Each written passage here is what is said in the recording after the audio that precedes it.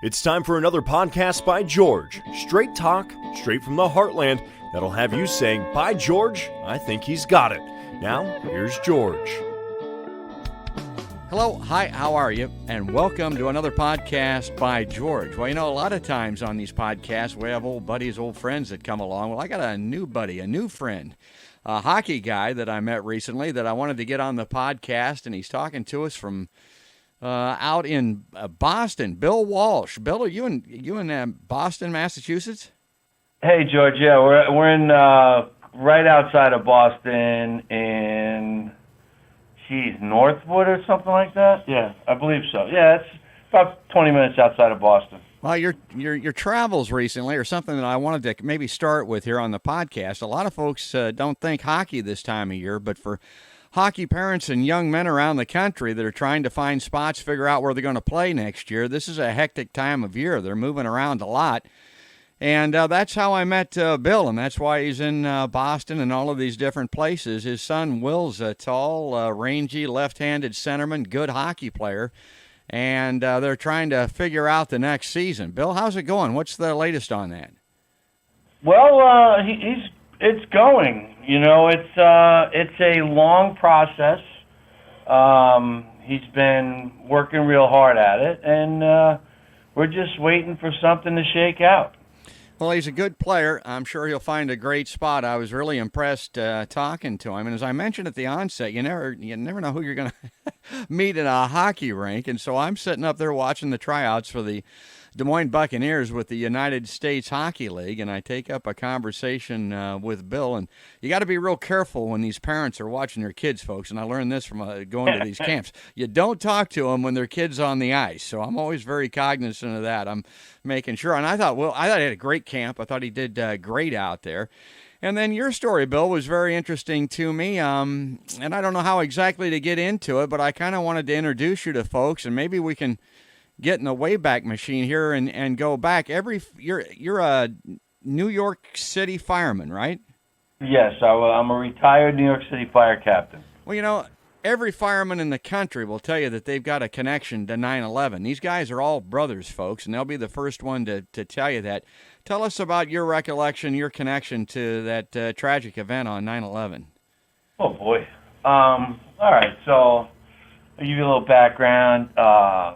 I got on the job in 1980. I was 22 years old.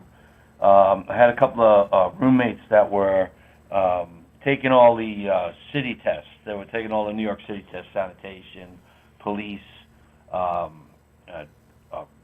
subway, and they were both retired military, one Marine and one Navy.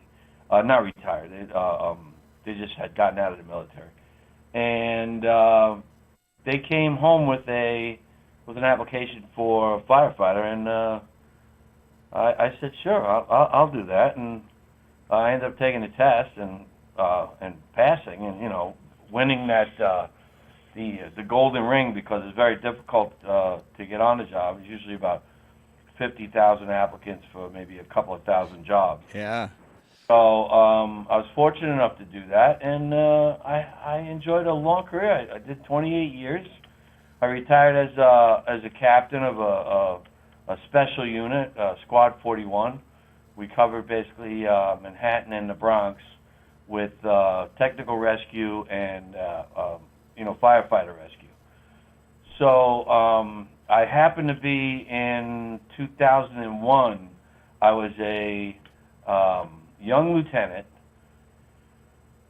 and I was covering through Special Operations Command. So basically that's the 5 rescues, 7 squads, hazmat, the boats.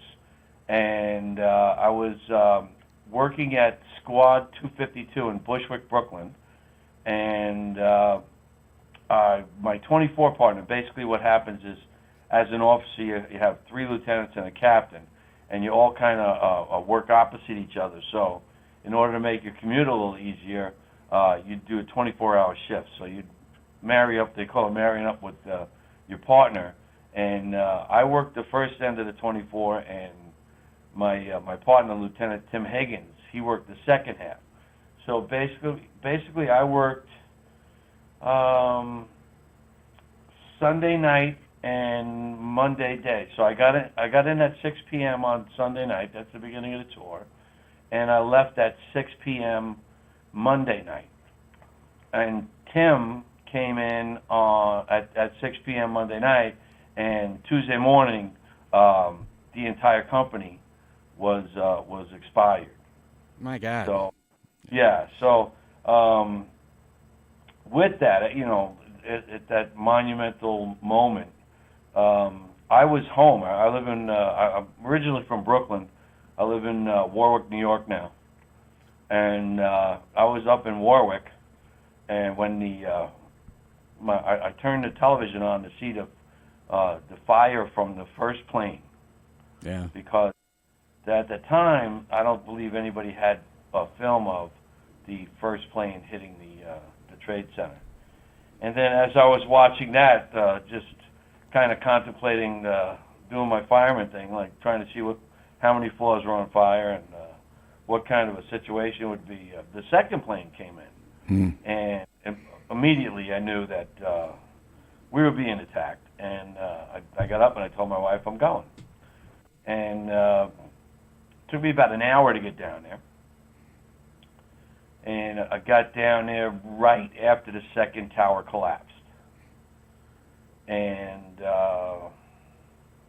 well, that's my arrival. That's so that's pretty much a synopsis of everything up until that time. I spent the next 6 months actually, assigned to the Trade Center, and when I broomed the floor closed, I broomed it clean, and that was it. Jeez. And yeah. How many personal friends, I mean, people that you know all these guys, I know, but how many people that you would consider to be personal friends were lost in that? Well, we're all brothers. Yeah. Nationwide, worldwide. But, well, Special Operations lost over 115 or 16 guys. So basically, I was close with most of them. And then there were others that I knew from other places. But yeah, a lot, many. The follow-up news, the particulate in the air, the smoke, all of that crap that guys like you had to breathe in just to help. Did that affect your health? Did you have a breathing apparatus? Were you spared that, or did that affect your health? Well, as you know now, they're trying right now to pass in, I believe it's Congress or the Senate, the Victim Compensation Fund. Yes. And if you were anywhere near Lower Manhattan, you're affected. So basically, what I guess the general public doesn't know is if say you took your house, just your house, and you pulverized it, just made it into dust. Yeah. And then started breathing your house in. Do you think that would affect you? Yeah. I mean, all the fiberglass and all of the chemicals and insulation and formaldehyde. Oh, yeah. Well, you have to think of now, a 110-story building with walk-in freezers, computer monitors, desks, doors, you name it. And basically, when it fell, it was just it was dust, steel, and concrete. Concrete, dust, steel, a lot of paper. It was amazing how much paper was around. Yeah. But yeah. But that's it. And then light it on fire. My God. And make it radioactive. Yeah. Well, before we move off of that topic, Jon Stewart's been getting a lot of national headlines trying to work with that fund to get Congress to, pony up the money and do it in a more timely fashion.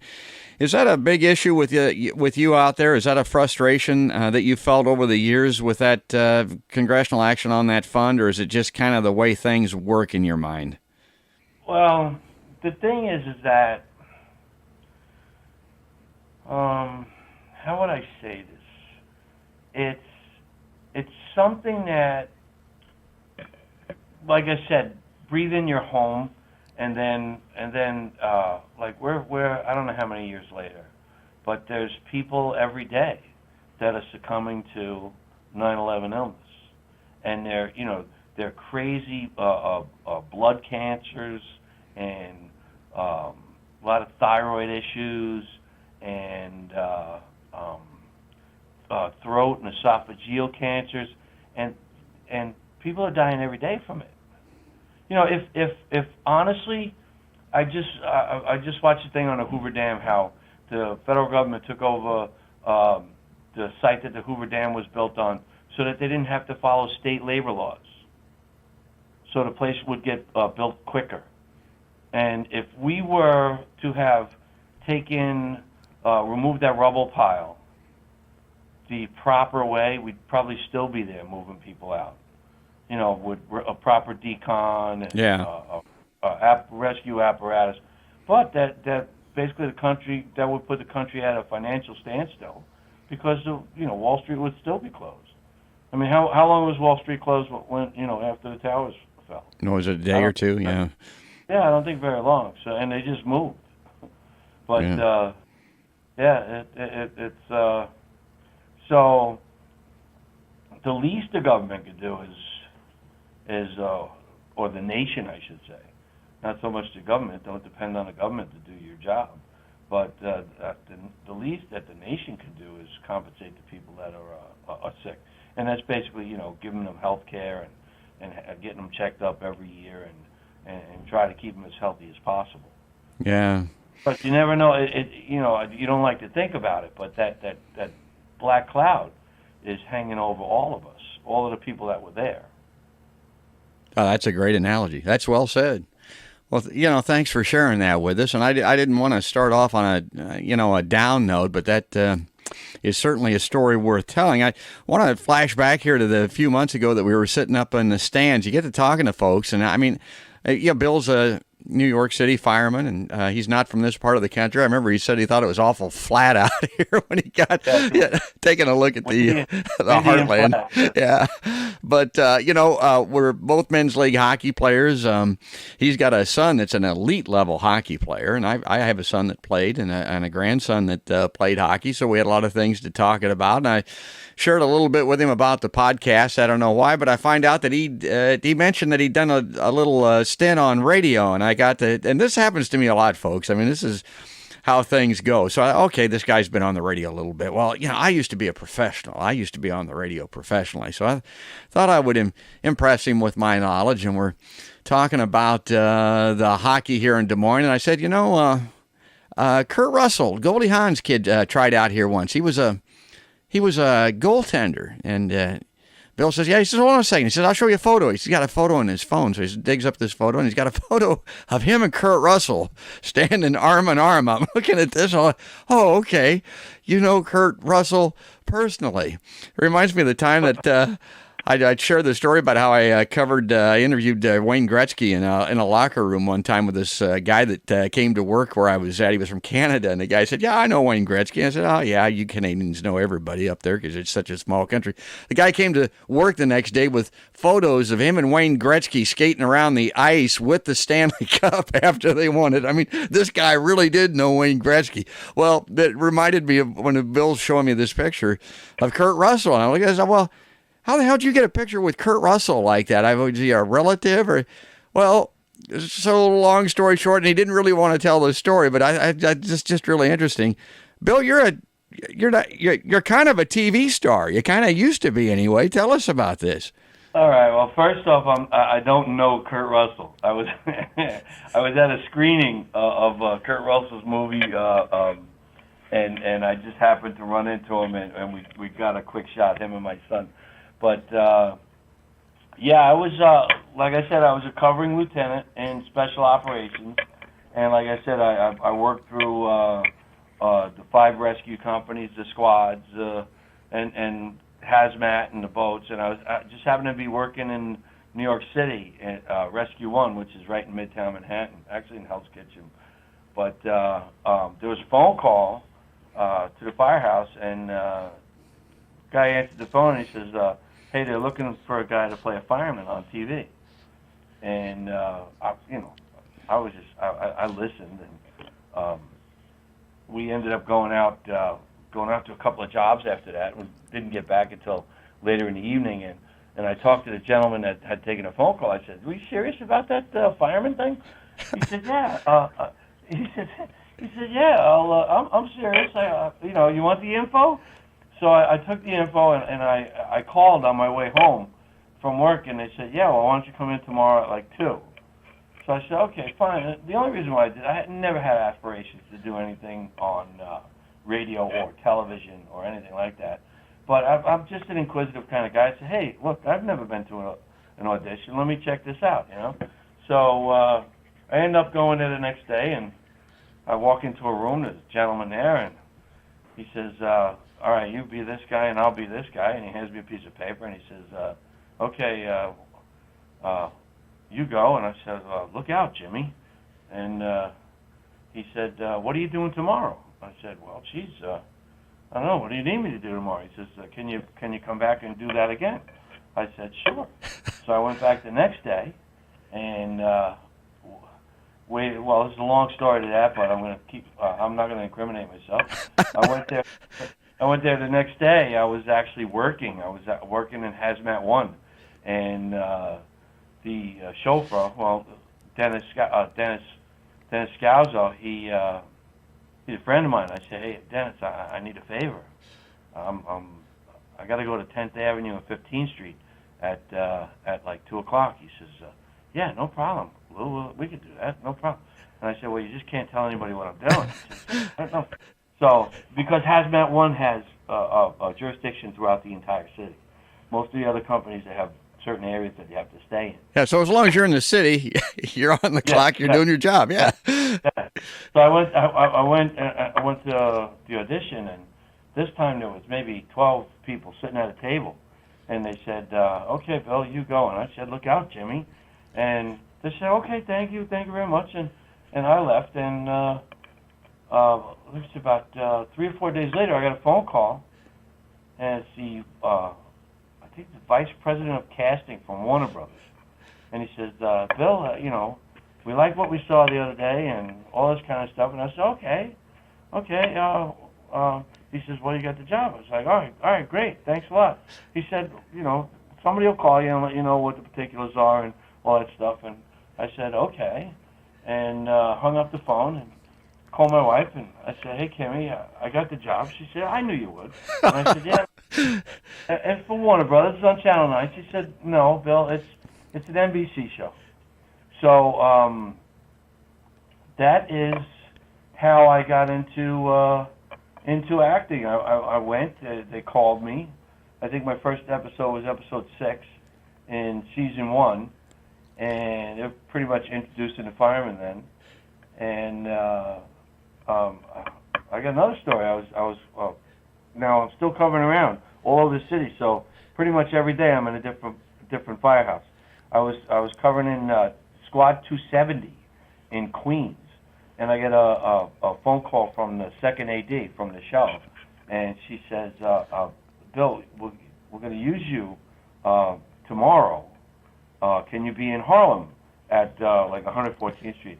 Can you be in Harlem at 7 a.m.? I'm like, "You know what? I can't be in Harlem by 7 a.m. because I'm working tonight. I'm working in Queens, Astoria, Queens. It's going to be I get off at 9 o'clock in the morning." I said, "That's as soon as I can get in." Well, television, radio, movies, they don't wait for anybody. Yeah, and they start early. Yeah, I know they do, yeah. Well, and if I couldn't make it, I guess somebody else is going to fill the spot. Yeah.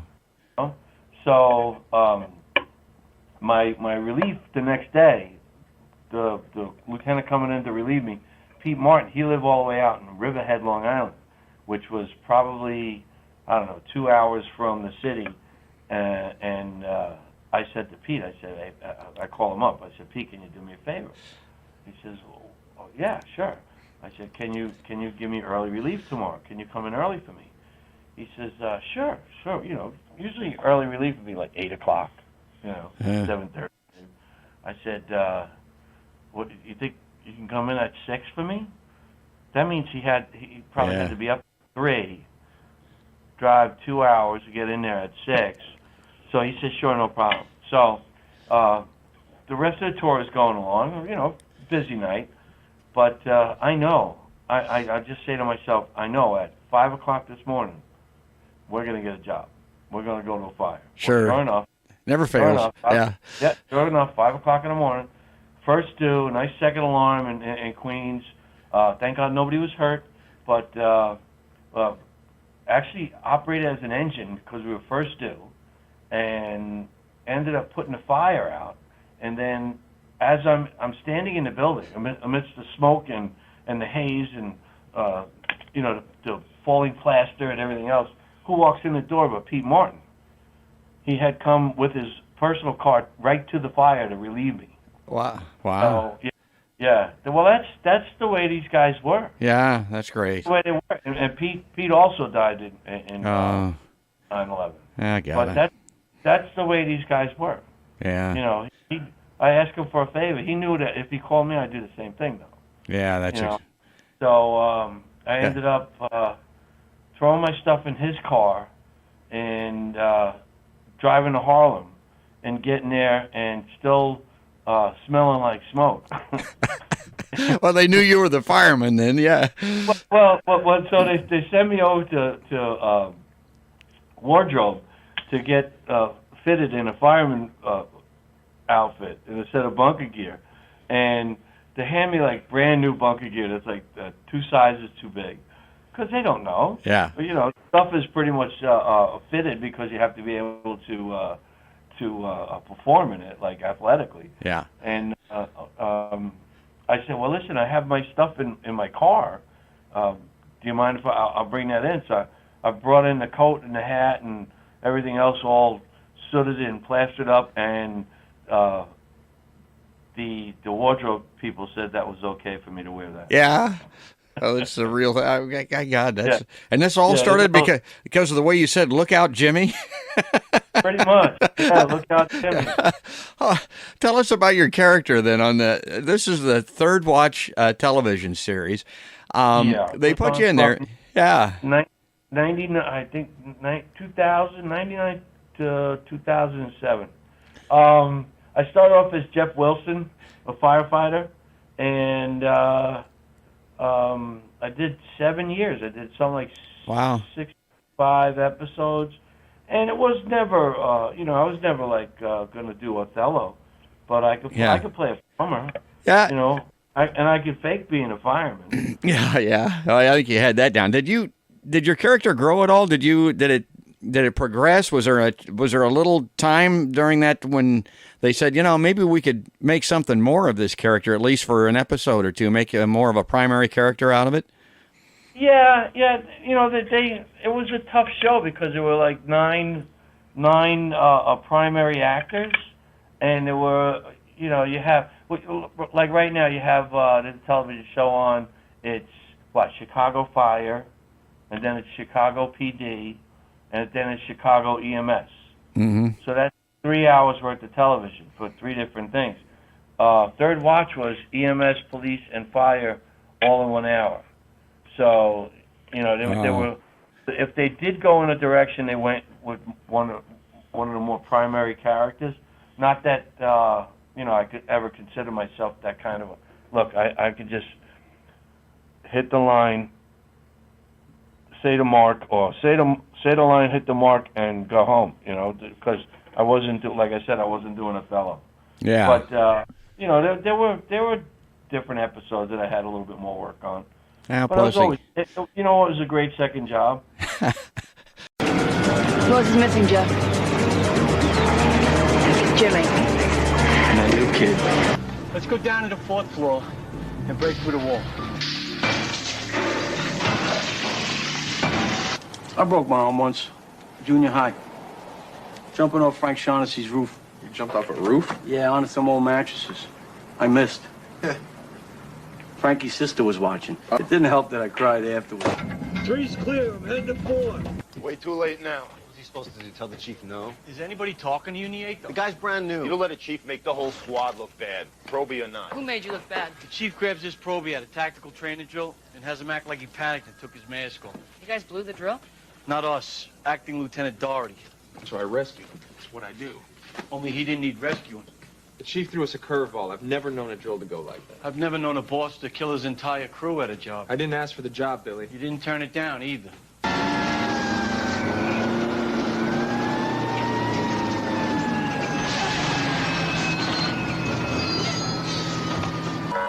Billy, leave the truck right there. Yeah, good idea, boss. Why don't you go tell the cops how to direct traffic now?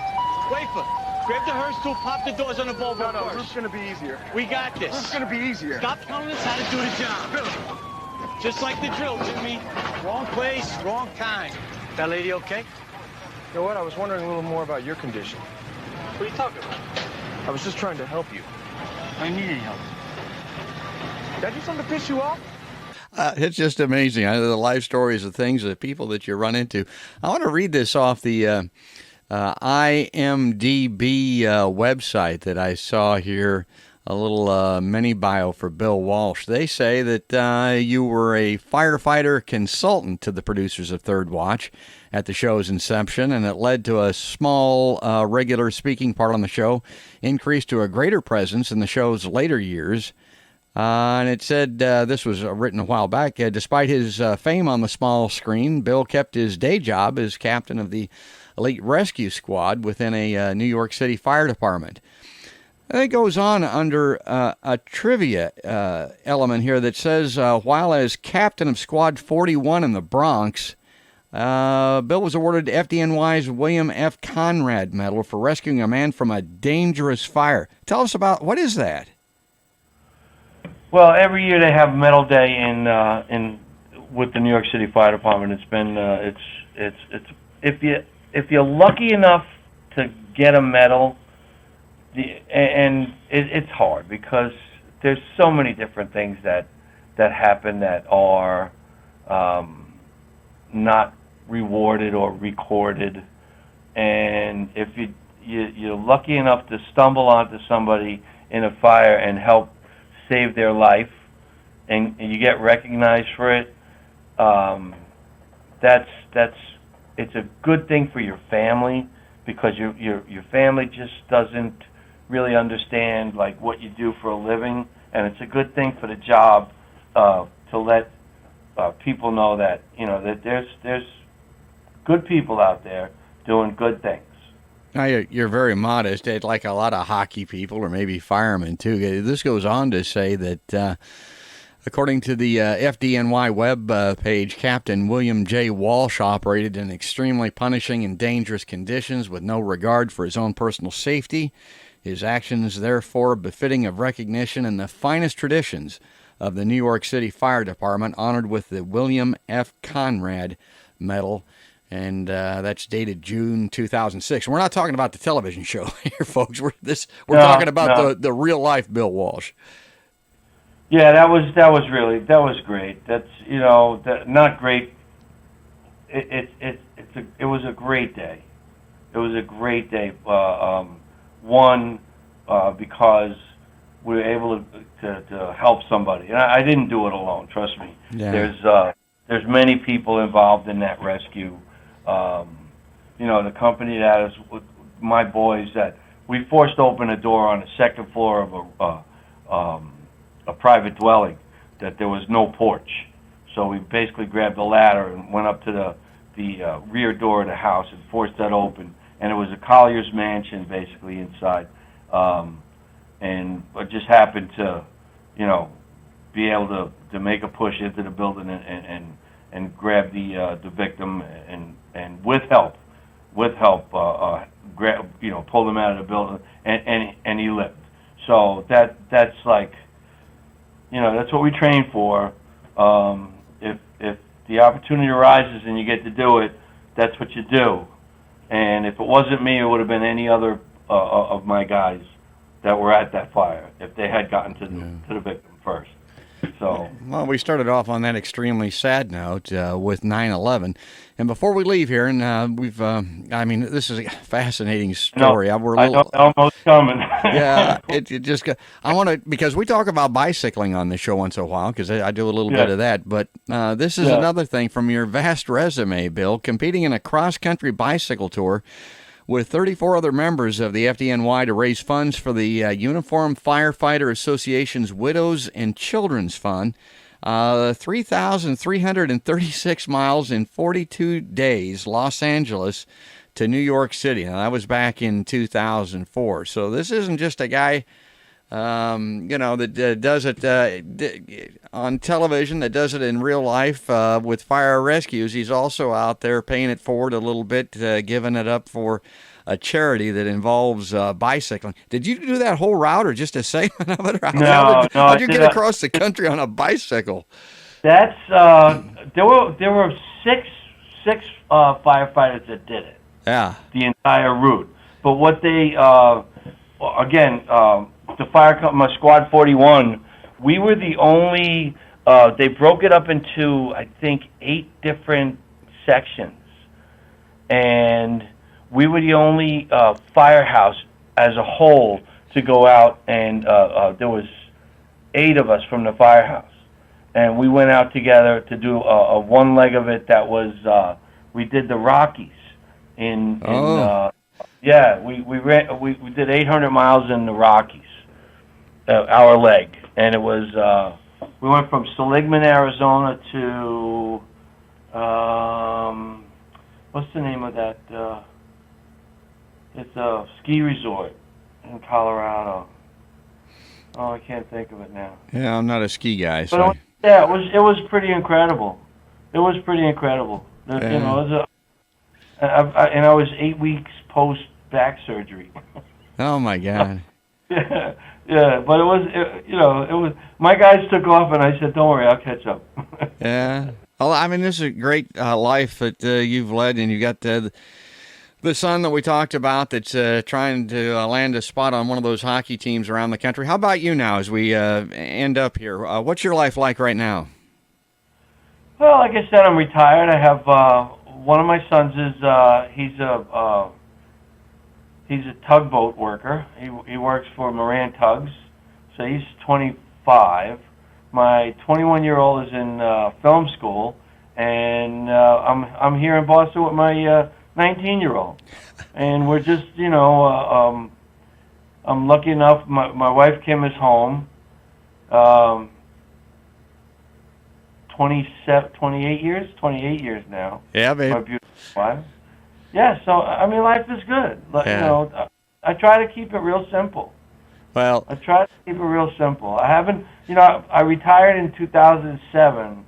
I was also a registered nurse. That was my second job when I auditioned for the TV show. I was a registered nurse on the side, so yeah. I was working 11 to 7s per diem. Wow. And always never made enough money to really. If you're going to be a fireman, you're not going to break the bank, but you'll always have a second job. You can make a life for yourself, and I'm just happy to have been able to be lucky enough to still be here, enjoying my children and my wife, and enjoying their journey as much as I enjoy mine.